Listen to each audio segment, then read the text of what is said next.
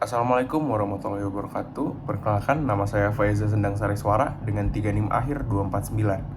Hari ini saya ingin membahas mengenai kasus perusahaan ternama, yaitu Facebook, yang mana sempat mengalami kebocoran data yang menghebohkan dunia. Nah, sebelum saya bahas permasalahannya, saya ingin memberikan profil singkat dari Facebook itu sendiri.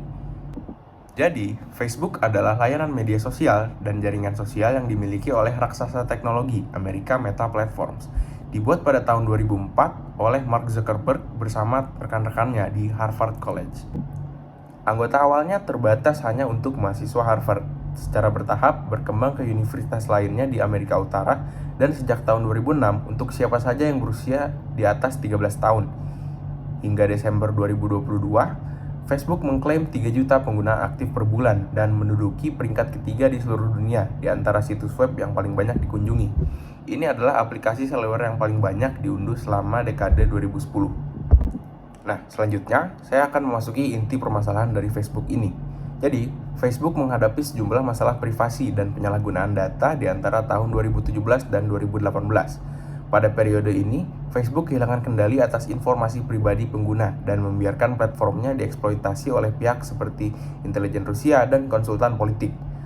Masalah ini memuncak selama pemilihan Presiden Amerika Serikat tahun 2016 dan menyebabkan intensifikasi perpecahan politik.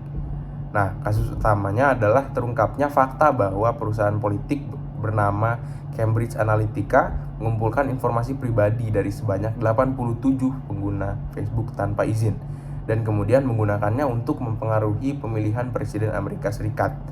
Nah, meskipun Facebook tidak menjual informasi pribadi penggunanya, mereka memungkinkan aplikasi pihak ketiga atau third access untuk mengakses data tersebut. Salah satu insiden lain dari melibatkan seorang peneliti Inggris yang diberi akses ke 50.000 pengguna Facebook untuk tujuan penelitian. Peneliti ini mengumpulkan data pribadi pengguna melalui sebuah kuis aplikasi dan kemudian menjualnya kepada Cambridge Analytica. Facebook juga diuji dalam sidang senat terkait penggunaan platformnya oleh operasi Rusia untuk mempengaruhi pemilihan Presiden AS pada tahun 2016 dengan lebih 130.000 pesan palsu dikirim kepada pengguna Amerika Serikat. Kasus ini terjadi karena Facebook memiliki kendali terbatas terhadap penggunaan data yang dikumpulkan oleh pihak lain setelah memberikan akses.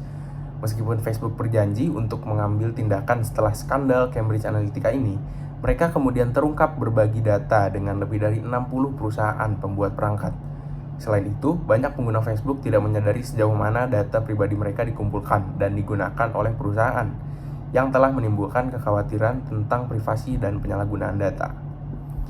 Facebook, seperti perusahaan teknologi lainnya, mendapatkan pendapatan utamanya dari iklan yang disesuaikan dengan data pengguna, yang mengharuskan mereka mengumpulkan dan menjual data pribadi pengguna kepada pengiklan, sehingga hal ini menimbulkan pertanyaan serius tentang privasi dan etika penggunaan data dalam era digital ini. Untuk selanjutnya, saya akan membahas dampak dari kejadian tersebut. Jadi, pada tahun-tahun berikutnya, skandal tersebut mempengaruhi tindakan legislatif di seluruh dunia, terutama Undang-Undang Layanan Digital dan Undang-Undang Pasar Digital di Uni Eropa. Hal ini memicu perbincangan seputar penggunaan penargetan mikro untuk iklan politik. Beberapa platform seperti Twitter memutuskan untuk melarang iklan politik secara keseluruhan. Kemudian Google mengurangi jumlah opsi penargetan dan Facebook memberi orang kemampuan untuk tidak ikut serta dalam iklan politik. Nah, Facebook, Google, dan platform lainnya menciptakan alat transparansi sehingga pengguna dapat melihat dengan lebih baik semua iklan yang dijalankan kampanye. Saat ini, undang-undang yang akan sangat membatasi penggunaan penargetan mikro untuk kampanye sedang disahkan oleh parlemen. Ada juga banyak litigasi yang terbaru. Facebook menyelesaikan gugatan sebesar 725 juta dolar berdampak besar pada dunia privasi data, kampanye politik, dan media sosial. Pemerintah di seluruh dunia memberlakukan undang-undang dan peraturan untuk melindungi konsumen, dan beberapa perusahaan perlu menyesuaikan praktik mereka sesuai dengan tanggapannya. Facebook terus mengambil beberapa langkah untuk melindungi data penggunanya, namun bukannya tanpa pengorbanan.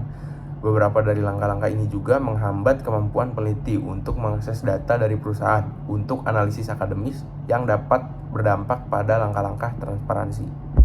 Berdasarkan permasalahan dan dampak yang telah saya sebutkan tadi, saya akan menganalisis apa yang telah Facebook lakukan ke dalam metode 4C. atau kreatif, critical thinking, collaboration, dan communication.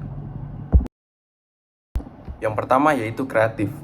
Facebook mengubah kebijakan pribadinya untuk mempermudah pengguna memilih preferensi privasi mereka, untuk mengetahui secara pasti apa yang mereka setujui, mengunduh arsip pribadi pengguna dan informasi yang dikumpulkan dan dibagikan oleh Facebook, termasuk gambar wajah, untuk membatasi umpan klik dan spam di umpan berita. Kemudian untuk memantau lebih dekat penggunaan informasi pribadi oleh pengembang aplikasi, dan untuk meningkatkan upaya penghilangan jutaan akun palsu. Facebook mempekerjakan 10.000 karyawan baru dan beberapa ratus perusahaan pengecekan fakta untuk mengidentifikasi dan menghilangkan berita palsu. Untuk pertama kalinya dalam sejarah, Facebook dipaksa untuk menerapkan kontrol editorial terhadap konten yang diposting oleh pengguna, dan dalam hal ini menjadi lebih seperti penerbit tradisional dan outlet berita yang bertanggung jawab atas kontennya. Kemudian yang kedua yaitu critical thinking. Kebocoran data itu adalah momentum untuk mengevaluasi Facebook. Sebaiknya ini juga menjadi momentum kebangkitan media sosial Indonesia.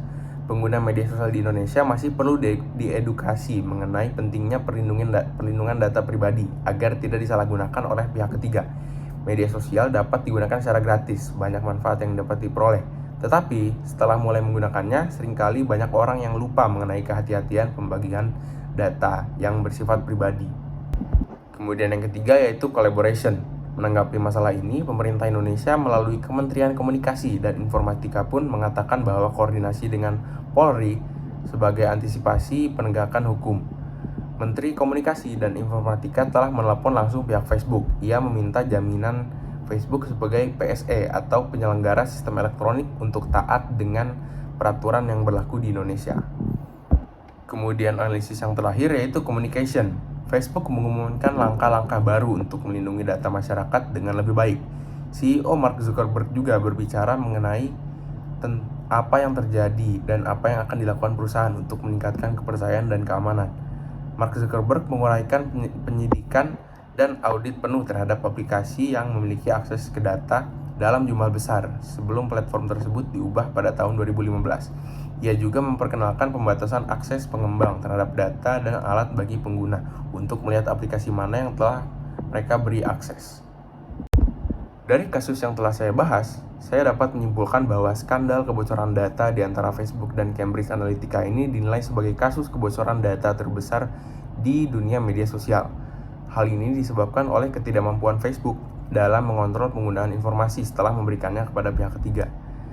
Nah, dampak yang dihasilkan akibat peristiwa ini cukup besar karena tidak hanya berdampak pada kehidupan sosial media di Indonesia, tetapi juga berdampak pada banyak negara, khususnya yang menjadi korban kebocoran data ini. Maka dari itu, dengan metode 4C, saya dapat menganalisis kekurangan dan langkah ke depannya demi tidak terjadi hal yang serupa. Sekian pembahasan saya mengenai kasus kebocoran data Facebook. Kurang lebihnya mohon maaf, saya pamit undur diri. Wassalamualaikum warahmatullahi wabarakatuh.